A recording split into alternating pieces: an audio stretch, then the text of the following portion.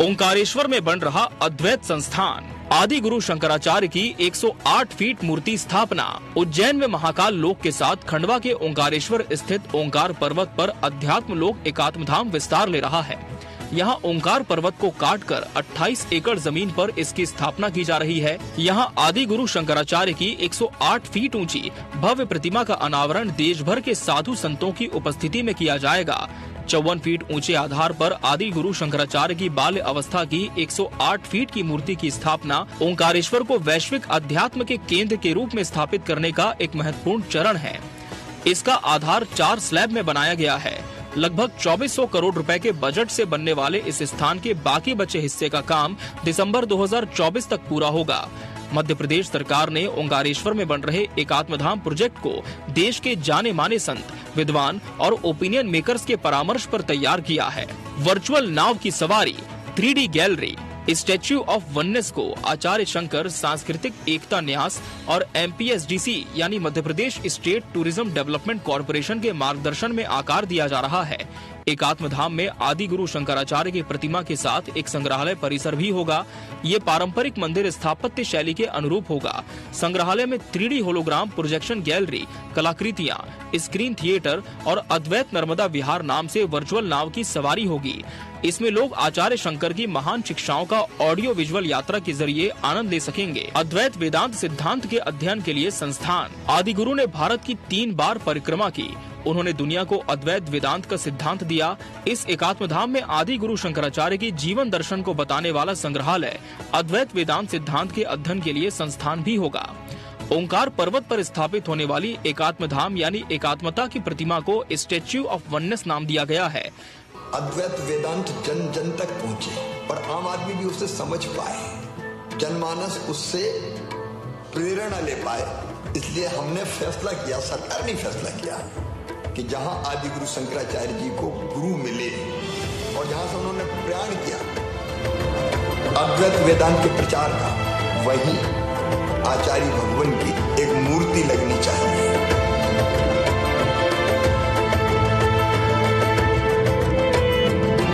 शंकराचार्य के दर्शन को दुनिया तक पहुंचाने का प्रयास। इस भव्य और दिव्य एकात्म धाम के अंतर्गत आचार्य शंकर की 108 फीट ऊंची एकात्मता की प्रतिमा के साथ ही अद्वैत लोक नाम से एक संग्रहालय और आचार्य शंकर अंतर्राष्ट्रीय अद्वैत वेदांत संस्थान भी बनाया गया है। ओंकारेश्वर आचार्य शंकर की ज्ञान और गुरु भूमि है। यही उनको अपने गुरु गोविंद भगवत्पाद मिले। यही 4 साल रहकर उन्होंने विद्या अध्ययन किया। 12 वर्ष की आयु में ओंकारेश्वर से ही अखंड भारत में वेदांत के लोकव्यापीकरण के लिए उन्होंने प्रस्थान किया। यही वजह है कि ओंकारेश्वर में स्थित मानधाता पर्वत पर 12 साल के आचार्य शंकर की प्रतिमा को स्थापित किया गया है। वैदिक विद्वानों के सानिध्य में वेद पाठ और महायज्ञ। ओंकारेश्वर में एकात्म धाम के अंतर्गत आदि शंकराचार्य जी की 108 फीट ऊंची एकात्मता की प्रतिमा की तैयारियां वैदिक पद्धति से चल रही है। मानधाता पर्वत पर भव्य रूप से चतुर्वेद पारायण तथा यज्ञ का आयोजन हो रहा है।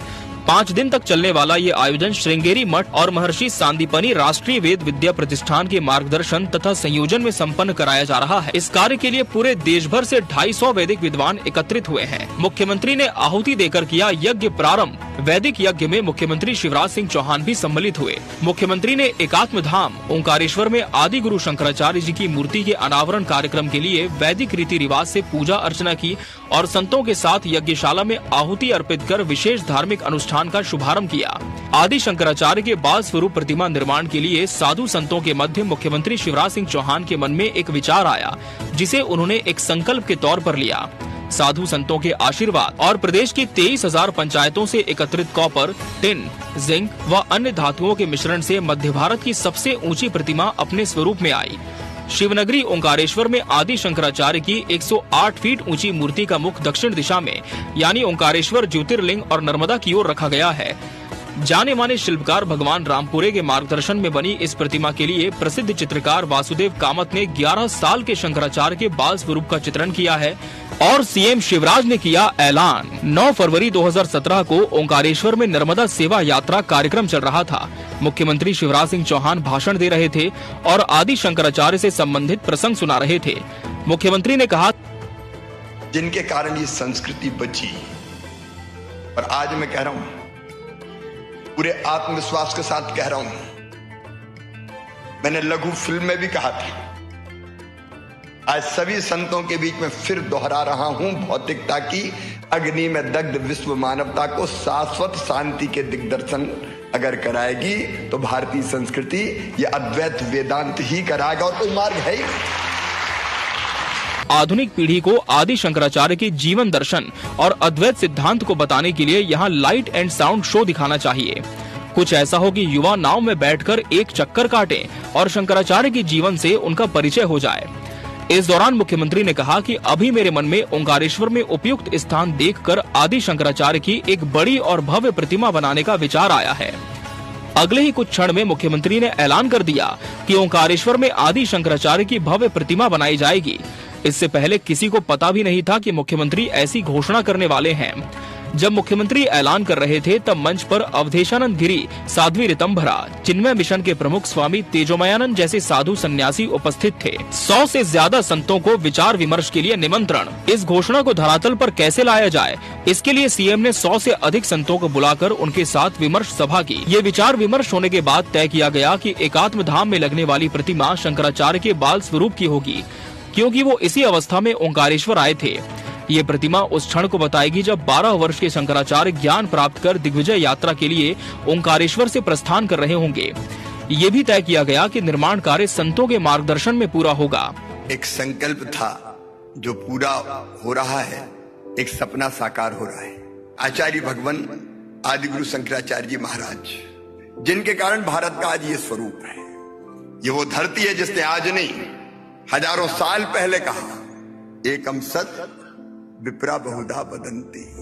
मनोबुद्ध्यहंकार चित्तानि नाम न च श्रोत्र जिह्वे न च घ्राण नेत्रे न च व्योम भूमिर्न तेजो न वायु चिदानंद रूपं शिवोऽहं शिवोऽहं शिवोऽहं।